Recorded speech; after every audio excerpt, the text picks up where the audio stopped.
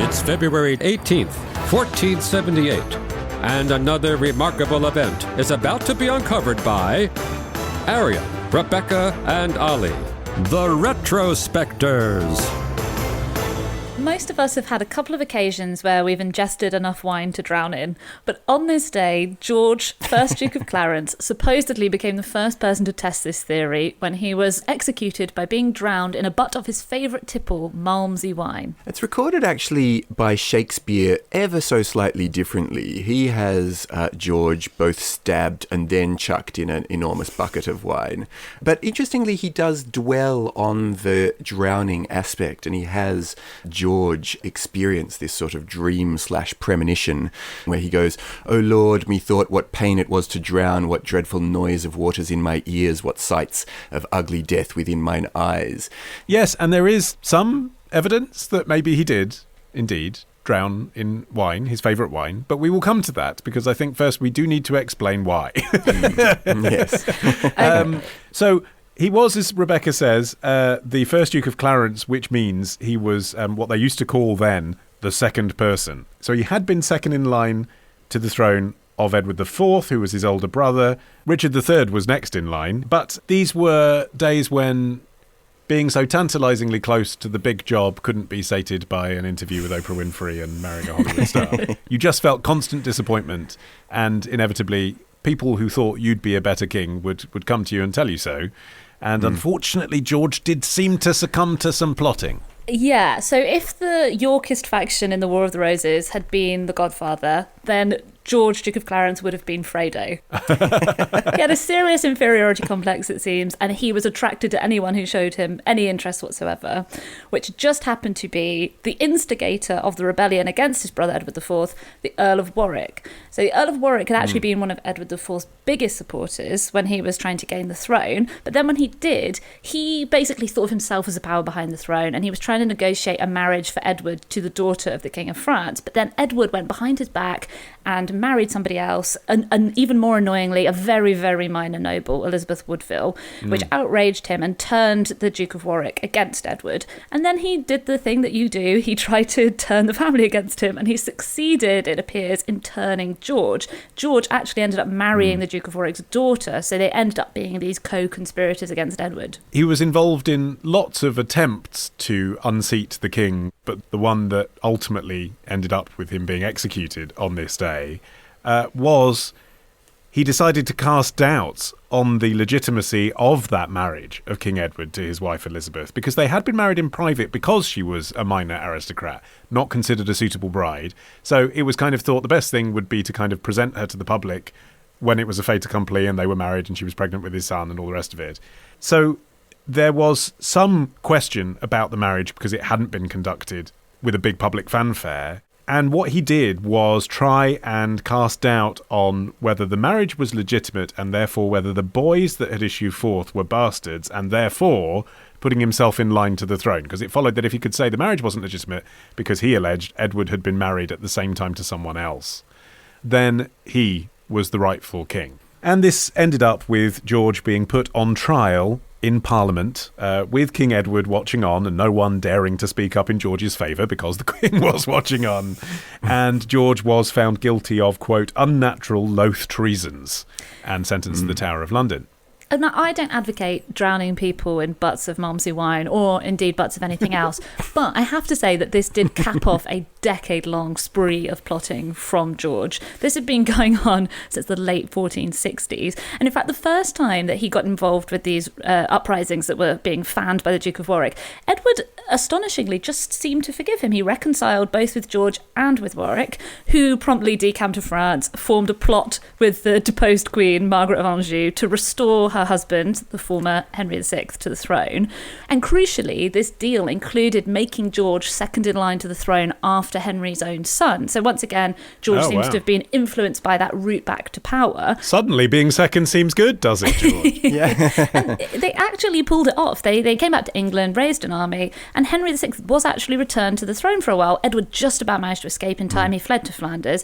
And this was called the readaption, a word I'd never seen or heard before, which means like a regaining. of Henry VI, but it was really short-lived. Henry was very feeble, and the coalition behind him was pretty uneasy, considering that Warwick had obviously previously been Edward's biggest supporter and had actually, killed family members of a lot of the people that he was now in bed with. But it all ended for George when Warwick married his other daughter. So George was married to his daughter Isabel. He married his other daughter Anne to Henry's son, who was next in line to the throne. A move that obviously was extremely likely to block George's route to the throne. And he ended up crawling back to the surprisingly forbearing Edward. I'm always amazed at those bits of reconciliation between Edward and George because, he was actually plotting to genuinely kill and or usurp him. So it must have been a case of, you keep your friends close and your enemies even closer. He must have been thinking, he's a threat as long as he's outside of my circle.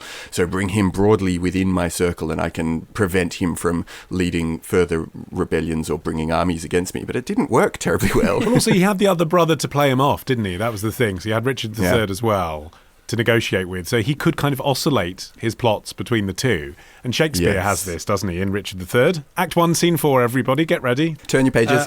This is when Clarence is about to be murdered in his version.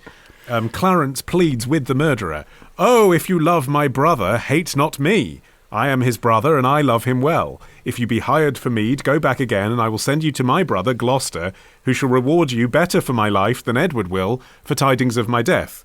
To which the second murderer replies, "You are deceived. Your brother Gloucester hates you." Which I think is pretty sassy, just before you're about to stab someone. Incidentally, second murderer is one of the roles I would have got at school. Edward's oldest son was only 12 when he died, so he had left the throne in the hands of his brother Richard, who, yes, as you've already spoiled, it turned out was Richard III all along. And he promptly showed his gratitude by probably murdering Edward's oldest sons, the princes in the Tower, and declaring most of his other kids illegitimate, using that very same mechanism you mentioned earlier, Olly, of saying that his marriage had... Yeah, he was like, God, George is so evil, trying to say your kids are illegitimate. And then as soon as Edward died, he's like, boy, those kids sure are illegitimate. I better stay on the throne. I feel like we've got to the wine bit. So let's do the malmsey wine. Right, first of all, what is malmsey wine? Well, it's a type of Madeira, which is a bit like a dessert wine and was apparently George's favourite tipple. So the idea being he was sentenced to the Tower of London, he was sentenced to execution, but because he was an aristocrat, he was given the choice. How would you like to die?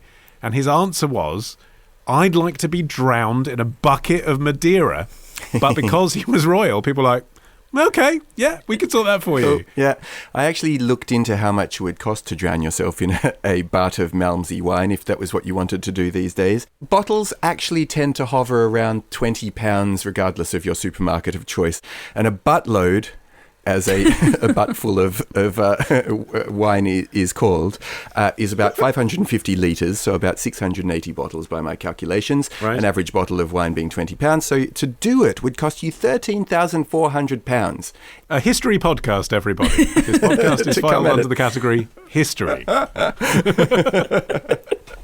But I think the malmsey wine story gets its legitimacy from being depicted in Shakespeare. In terms of whether there is any historical evidence that it happened, while it does sound quite outlandish, there was indeed a taboo against spilling royal blood, and obviously the standard method of execution at the time was beheading. So it is possible that another method was chosen, and they did exhume some remains at Tewkesbury Abbey, which was George, Duke of Clarence's estate, and some people think that it was him. It was next to what is thought to be the grave of his wife, so possibly him. And if that was him, then he wasn't beheaded because his his head joint was where it should be. It wasn't underneath his arm or anything. And there is a portrait of his daughter, Margaret, Countess of Salisbury, wearing a charm around her wrist, which is shaped like a barrel. And I mean, you can see this portrait, and it has, clearly on her instruction been put there by the artist. She's symbolically wearing some jewellery that is shaped like a barrel. That is a weird thing for a royal to wear in a picture, unless it's a tribute to that. Pandora's new charm range, commemorate the manner of your father's passing. Things didn't end that well for Margaret, though, his daughter. Well, better than for his son. So George's son was executed at the age of 24 because they were worried that he would be plotting too. They let the woman live. And she did live till 67, became, an established part of the aristocracy, hence she has her portrait done. But at the age of 67, Henry VIII decided she was too much of a risk to him, so he executed her. But without the option to choose the liquid in which she was going to be drowned. What would you go for, by the way? I think hummus for me. Oh, God, but it's so thick. Would you be allowed to drown in the layer of olive oil on the top? Subscribe on Apple Podcasts or Patreon to hear bonus material from Arion, Rebecca, and Olly, the Retrospectors.